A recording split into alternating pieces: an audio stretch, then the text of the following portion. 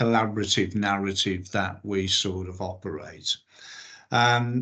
Very quickly, delighted that we've got sort of representatives from Hong Kong here in the UK this week, from the Hong Kong board and global board in the UK. So whilst they come join us this morning, you know, we'll be catching up and sort of talking about them hosting some of the CPD First Thursday Club in the new year. But without any further ado, I'm delighted to welcome Nelson from Dunton Environmental. Very personally delighted and with pride, because Nelson studied at the University of Wolverhampton, so one of our alumni. He's sitting next to me. I'm here at his organisation, which is lovely, but we know Nelson's looking forward to being involved in the UK and Ireland board with QSI going forward. So delighted he's here to talk about thinking for a change, and in particular sort of relating to remediation of land. So I'm going to swap places with Nelson, and then he's going to take us through his presentation. So looking forward to that.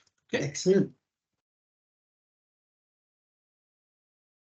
Well, thank you very much, Paul. Good morning, everybody. It's a delight to be here with you this morning. As Paul says, I have a presentation which I've called Thinking for a Change, and it's really around some very core principles of ground remediation and waste management. I've pitched it at a level, and I am very happy to take questions. Perhaps we'll do that at the end, but if you do have questions as you go, I can't see the chat at the moment, but I'll perhaps rely on Suzanne to assist me in picking up those questions at the very end. So just a bit about myself. I am a civil and environmental engineer from the University of Wolverhampton. I've been in industry for about 15 years. Specializing particularly in ground remediation solutions and sort of the wider environmental sector. So I guess a good place to start is, what is remediation by definition? This is often a topic a lot of people misunderstand, and as I will hopefully amplify in my presentation, causes significant problems for a lot of people when they misunderstand it. So I just wanted to start there and build a bit of a picture. And essentially, the core principle of remediation is to simply break the relationship or the linkage that exists between a source of contamination and the possible pathways that could lead to the receptors. And what does this often look like? I have a very favorite example of mine, which is easier, hopefully, to conceptualize and follow. So I'd like you to come on a journey with me, and let's imagine some things just to bring this to life. So let's imagine there is an old petrol station which a developer intends to turn into a block of flats. And how can we apply this source, pathway and receptor model to understand and bring to life what remediation is? Well, historically and quite typically, when you do have a petrol station, particularly older petrol stations, they would have had below ground tanks, which over an extended period of time would have had the petrol and the diesel leaking into the soils below ground. And so the source of contamination then becomes that leakage of petrols and diesels into the soils. And then your receptors, we always consider your future end users of the site. So in this illustration, those would be the people who would end up ultimately residing in these properties, using the back garden to grow their carrots and playing in the garden, etc.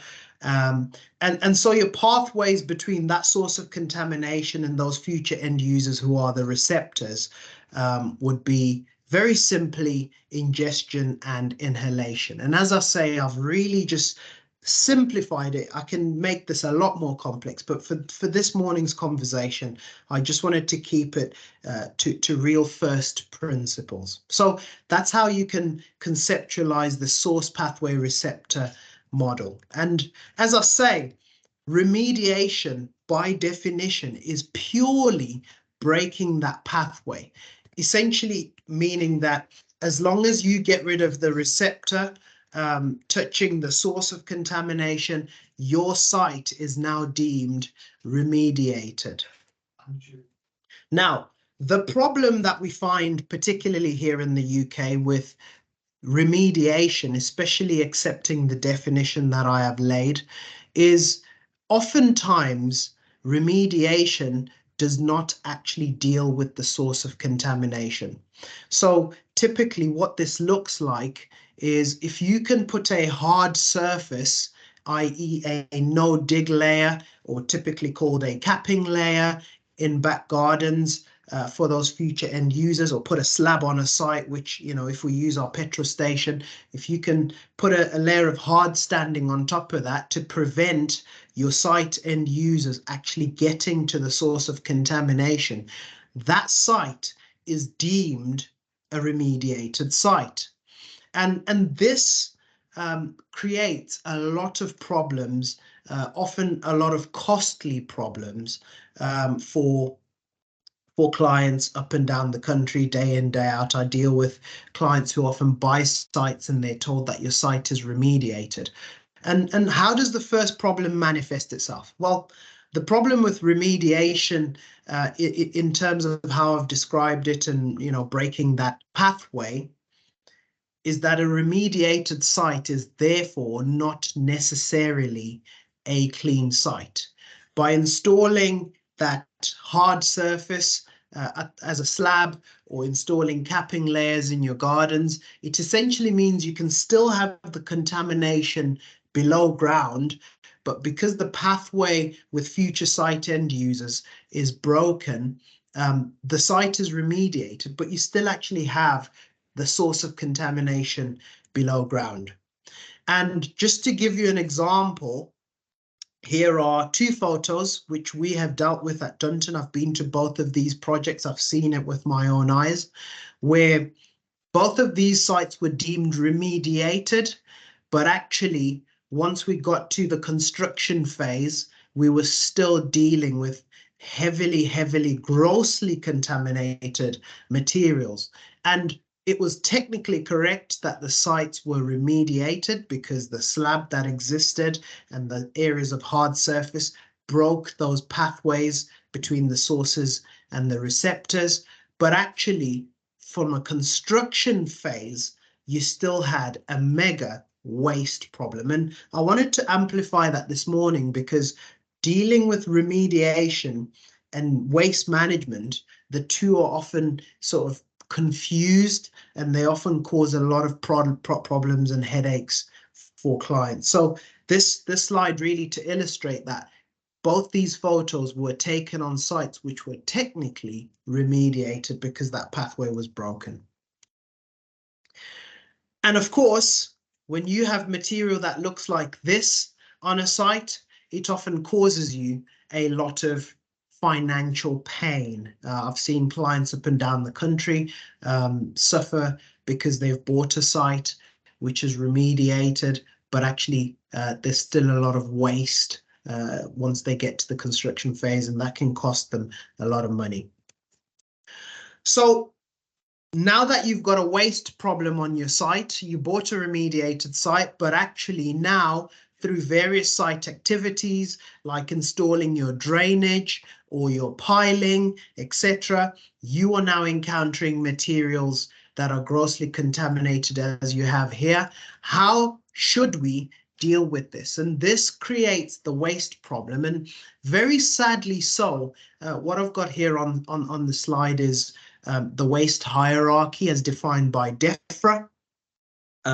And in order of preference, we ought to start with the top, coming all the way down to the bottom. But the waste problem for us, particularly in construction here in the UK, is traditional thinking.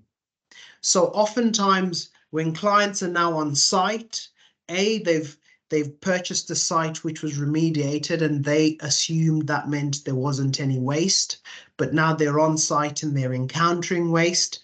Their initial thinking is to go to disposal. And the reason behind this oftentimes is because we're in a fairly traditional thinking industry and we revert to type. When we encounter waste, we take it, put it in a wagon and send it to a hazardous landfill without necessarily considering all the other steps that exist in the waste hierarchy. The second waste problem that we have, which stems from this traditional thinking, is by taking a problem which looks like the grossly contaminated materials that you have there in the photo on the left and moving that to landfill, you are not actually dealing with the problem. And there is an ethical problem here around the fact that rather than dealing with the problem, you're merely shifting it from point A to point B and shifting the responsibility of dealing with that problem for a future generation to come. Landfilling, and there are lots of debates that I'm involved in around landfilling, is not viewed as a very ethical way of dealing with our waste problems anymore. And it is for that reason that specifically here in the UK government levies a very significant landfill tax on disposing of material like the material you see in your left-hand photo there, on a per ton basis to take materials to landfill. This price, as we sit here today, currently sits at £102.10 per ton. And for simple conversion, there's typically 2 tons per cubic meter of soil. And so once you're encountering this type of material on your site, which you bought as remediated, and technically it was, and now you've got a waste problem, our industry goes all the way down the waste hierarchy, straight to disposal, and you start attracting these kinds of rates to dispose of that material. And as you can see by the illustration, a typical gate fee to deal with this material and take it to landfill is £35 per tonne. And then you'll incur your £102.10 per tonne tax. That's before you've added the costs of excavating and loading that material, as well as hauling it. And of course, there are only a limited number of sites across the country where you can take this material. So often it's got to move very far, and that creates further challenges for us from a financial perspective. So thinking for a change, what does good look like? How do we, specifically here at Dunton, look at these kinds of waste problems and do away with the problems? And before I actually move on, I just want to come back and say that the landfill tax that I've talked about, as I say, which sits at £102.10 per tonne, actually goes up year on year and has been for about the last decade, or certainly the most significant part of the last decade. And you'll see in my case study that I will show shortly, it was slightly cheaper at the point that we undertook that project, and it's due to go up again in April of 2024. So what does good look like? Well, for a start, good looks like going up the waste hierarchy and trying to prevent actually arriving in a situation where you've got waste. Now, a lot of times we find ourselves in situations where we can't, there is only a finite amount of developable land, and clients often end up buying sites where they can't prevent the waste being there in the first place. But the underpinning principle being we want to go up that hierarchy as much as possible and minimize the likelihood of having to dispose and incur those significant costs associated with disposing to landfill, as well as actually addressing the bigger problem, which is leaving a bigger problem for a future generation. So I will now jump into my case study. This was a project that we undertook for Bulmer and Kirkland, who were building a Tesco superstore in Barnstable. And we were invited to tender and assist on this project.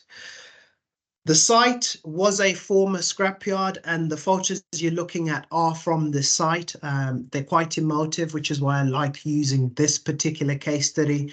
We have hundreds of case studies that I can share, and I'm very happy, by the way, through Suzanne, to share my details should anyone want to, come and ask for more information beyond this presentation, etc. The site was a former scrapyard. There was significant contamination on sites. There were both risks to human health, which is one of our receptors, as well as risks to below ground water. So environmental and human health risks. There was free product, literally oil floating on water, and I'll show you a photograph in a few slides' time of the kind of oil that we were pulling out of the site. There was a lot of landfill material that was associated. As you can see, there is a lot of deleterious material in the photo on the right there, just a mix of everything you could think of. There were asbestos sheets in the site, and the project had a net surplus of about 10,000 cubic meters to go off site. And the original thinking on this project was to take that material, go all the way down the waste hierarchy and dispose of it at landfill, which, as you can imagine, I thought was a ridiculous idea. And so we got involved on the project. Typical site conditions, you had about 0.5 meter of made up ground comprising of all sorts of things, and some hardcore, some low level contamination in parts, and of course grossly contaminated material in other parts. As you got deeper, you started encountering more of that scrapyard material. And then as you got to 2 to 3 meters, you started encountering the contaminated perched waters, etc. And you can see the strata there in the top right-hand corner photograph. At the time, the landfill tax, which I said sits at £102.10 per tonne, was £88.95 per tonne, which was about £177.90 per cubic metre. And taking 10,000 cubic meters off just in tax would have been the neck end of £2 million worth of landfill tax. That's before, as I said earlier, your excavation costs, your loading costs, your haulage costs, and the gate fee to actually pay the operator of the particular landfill, which at the moment sits at about £35 per tonne. And we got involved in this project, and of course, with that principle of going further up the waste hierarchy as defined by DEFRA and other bodies, we wanted to remediate the site to address the environmental protection, so this risk to groundwaters, and ensuring that if we dealt with the source of contamination, you wouldn't have the downward migration of contaminated soils potentially into this water, as well as minimizing the waste generation, as I've described, in that the site was remediated, and a capping layer and a solid break layer would have essentially deemed that the site was remediated. But actually you'd encounter a lot of this waste as you did your groundworks and putting your foundations and your drainage, etc. So our site remediation solution involved actually removing of the oil from the water, and then remediating the hydrocarbon soils. Now, what do I mean by remediating the hydrocarbon soils? What we actually did. Good morning. Can I just interrupt you? We have a hand up. Oh, it's my phone. I do apologise. Are you happy to take a question now? I'm guessing it's pertinent to hear, Steve. Yes, I am. Stop my phone. Steve, go ahead. Take yourself off mute.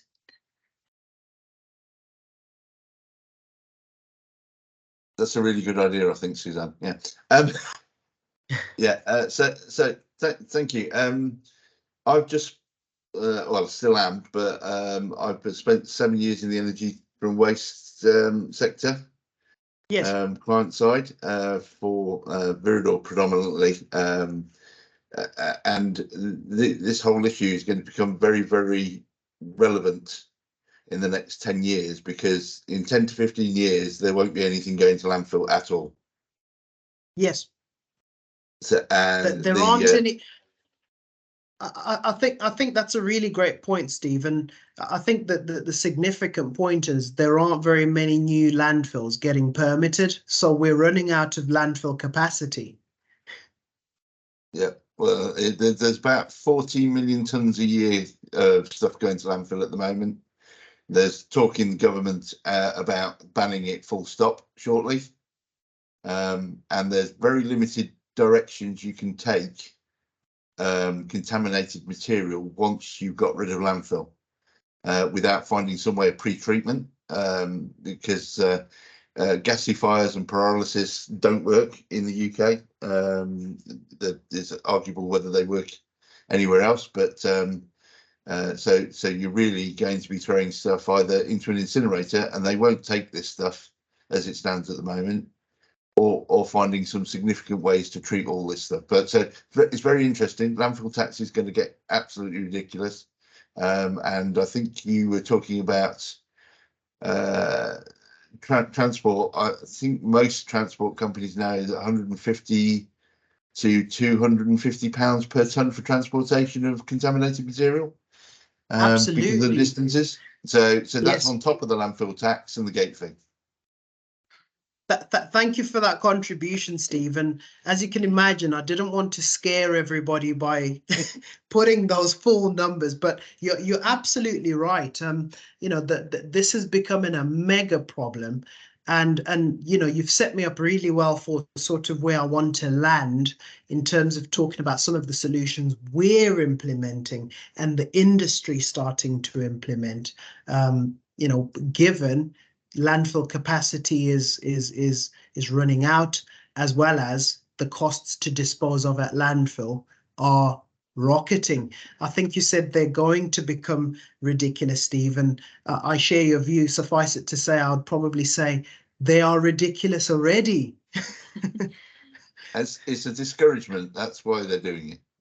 Precisely. And honestly, it is my personal view that it is the right discouragement, because moving a problem from point A to point B for a future generation is probably not the fairest thing and most ethical thing to do. No. And they progressively get more and more toxic the more stuff that you stick in there, and more difficult to deal with. Yeah, I've had a wade through some of these cells where they put the top of the contaminated landfill, and once they cap them, God help us. Thank you, Steve. Thanks. Are there any more questions, Suzanne, or shall I power on? No, I've that's probably all got for less now. than Thank 5 you. more slides. Yeah. Please do carry on, and thank you for that. Thank you. So yes, we took on these 2 steps. The first one was to remediate the site, and not in the way I described earlier. Actually, our focus wasn't just to break the pathway, but rather to attack the source. And that's the fundamental shift in thinking. If you deal with the source, the contamination ceases to exist in that form. And what that looked like was actually extracting the 3-phase oil from the scrapyard area, and then where you had hydrocarbon contaminated soils, introducing our unique product range into that soil. And I'll just break that down slightly. Our product range, and it's not the only product range on the market. There are a lot of very good products that can deal with hydrocarbon contamination. Ours is a liquid introduced product, and essentially it goes into the soils and breaks down the hydrocarbon chains, and it turns them into less hazardous substances. And I'll keep it at that, short of us having a 4-hour chemistry lesson, which I'm happy to have. I think that's the simplest way of breaking that down. So we attacked the source of the contamination, and then we went through now to minimizing the volume of waste. If you recall, we had about 10,000 cube to take off, which was the initial proposal. And we were thinking for a change to try and reduce that and minimize that and deal with the waste, deal with the source.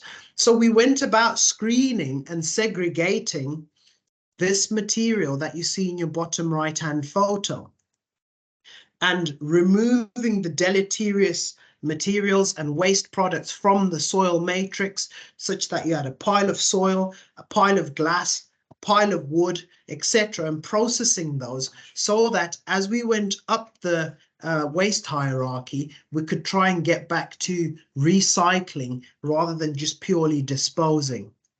And of course, as I've said, actually treating the source of contamination within the soils, the actual hydrocarbon contaminants, such that they came down to concentrations which were not as hazardous.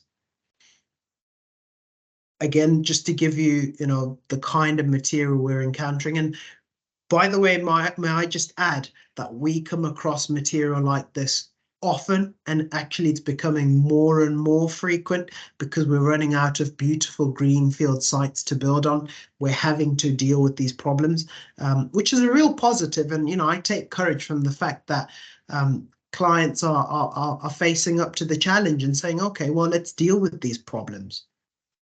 And so what we did was we set up a temporary treatment site treatment area on the site, where we were literally using so we've got this batch plant called Soterian, which segregates all the material. So we were putting rock and crush and hardcore in one pile, glass and brick in another, wood in another.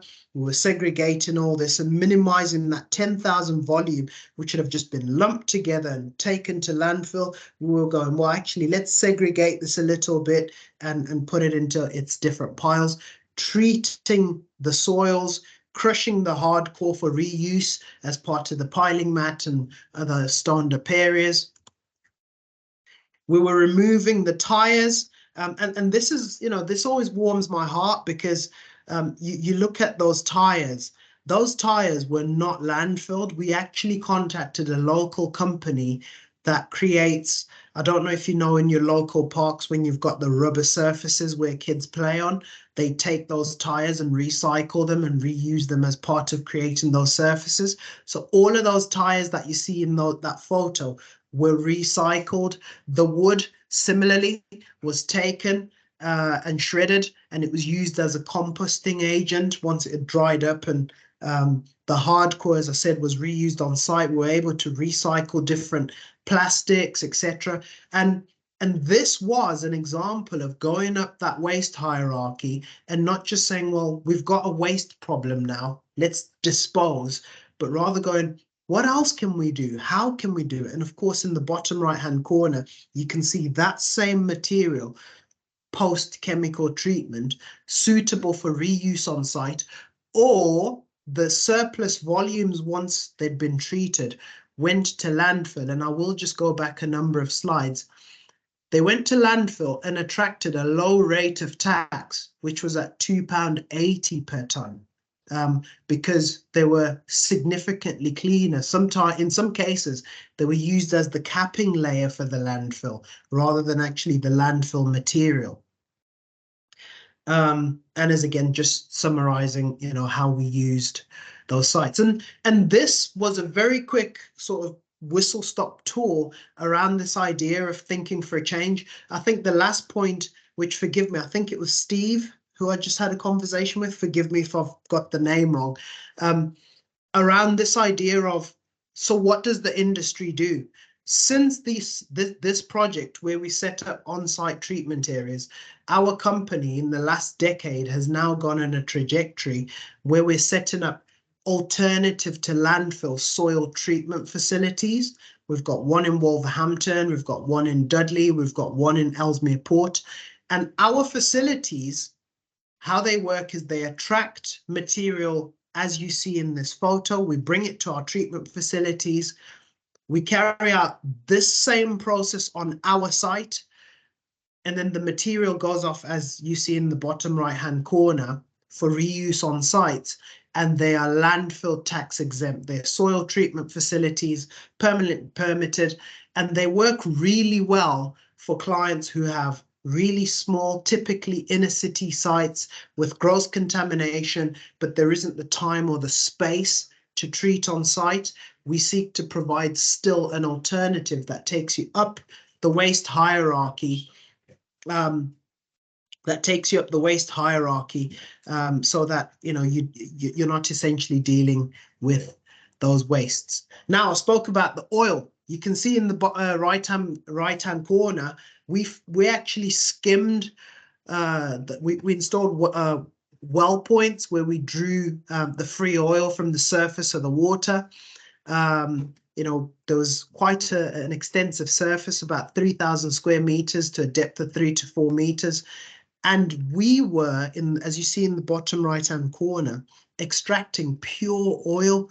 And again, we got a local oil producing company to come in and take that oil, so it was recycled and reused.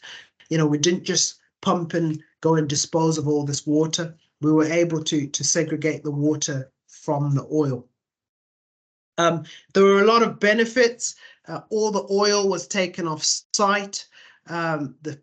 There were significant cost reductions, 50% plus against that landfill tax and associated haulage, etc. We were able to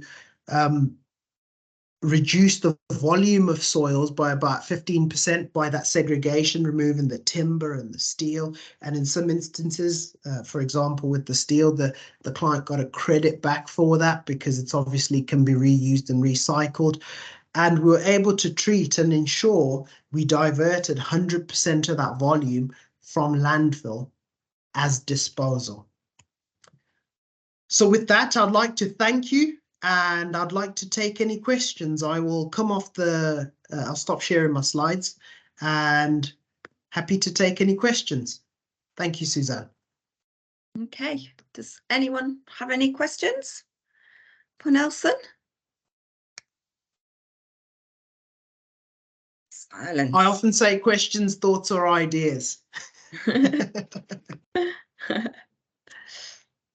looks like Neil is talking, but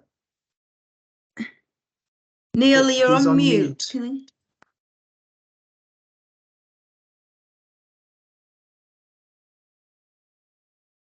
we take you? Can I take him off mute? Let's have a look here. Neil, there we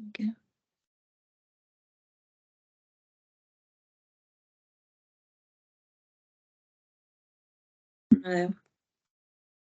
No, you can mute people, but you can't take them off, it appears. No, maybe he's talking to somebody else. Let's move on. Does anyone? Oh, hold on. We have a question now in the chat. Thank you, Peter. Yes, I've seen that. You can see it. Super. All right, yes. Thank you, Peter. So the question is, who decides when a site is clear of contaminants or safe enough to build on? That's a great question, Peter.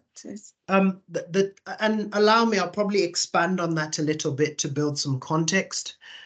So typically when you buy a site, you're required to undertake a set of investigations, and typically for the purposes of remediation, you need what we call a phase 1 site investigation report, which is a purely desktop study to review any information that's available in terms of the history and the usage of that site. And that phase 1 ground report will then inform what we call our phase 2 ground investigation report. You'll often hear the term site investigation report, and that will seek to go in intrusively by putting in boreholes and digging trial pits and taking samples for laboratory tests it will be sent off to landfill. It will seek to identify any sources of chemical contamination. Now, to your specific question, that phase 2 report will consider the end usage of that site. So is it proposed for commercial end use? Is it a school or is it residential? And is it residential with back gardens or residential without back gardens, i.e. high-rise towers?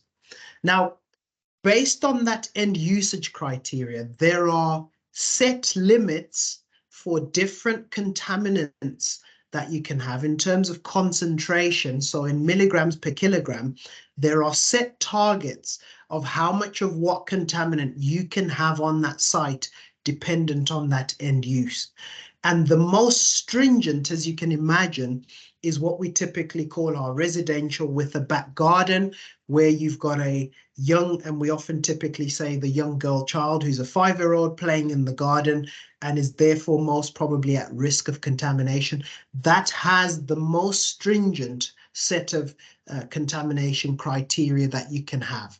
So essentially, the Environment Agency set those targets. Your environmental consultants will consider that as part of your phase 2 site investigation report. And then so essentially they will say, this is what's on site, this is what should be on site, and therefore they'll determine whether there is a need for remediation. And once you actually then get to the build phase, there is a requirement for whoever does that remediation and manages that waste to verify by providing a load of reports and data that actually, if there was more contamination than the limits state, that those limits have been met or indeed exceeded, and there's actually significantly less than the targets. I hope that makes sense. Happy to clarify further, Peter, if you've got more, if you require. Thank you. Does anyone else have any questions for Nelson? Grab him while he's here and you've got the chance.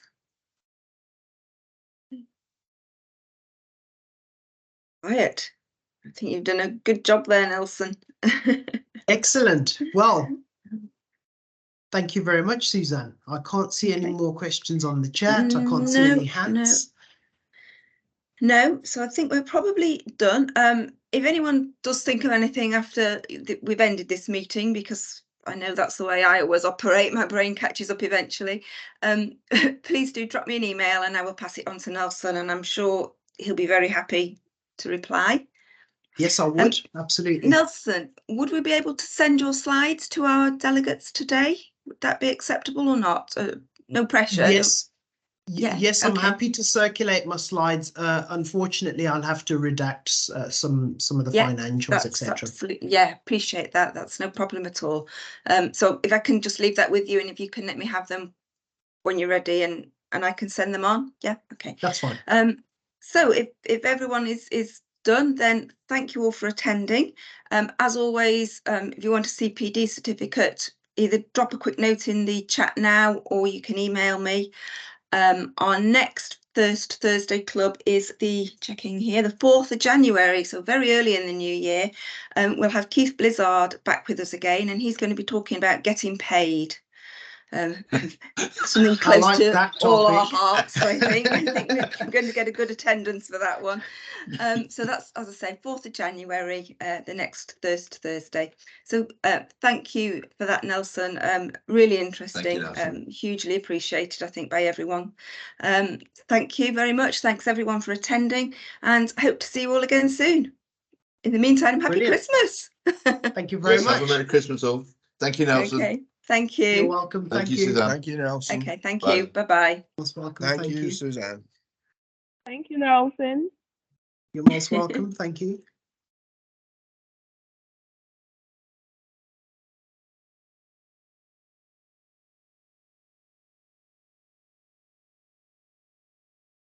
Yeah, we're getting some nice comments there. It's heartwarming. Good. Yeah, that's lovely. Good. yeah, we didn't get as many came in as I was I was hoping for, but things happen, don't they? Yeah, you've Yeah. got the recording. Yes, exactly. Yes, I think we were up to, better stop that.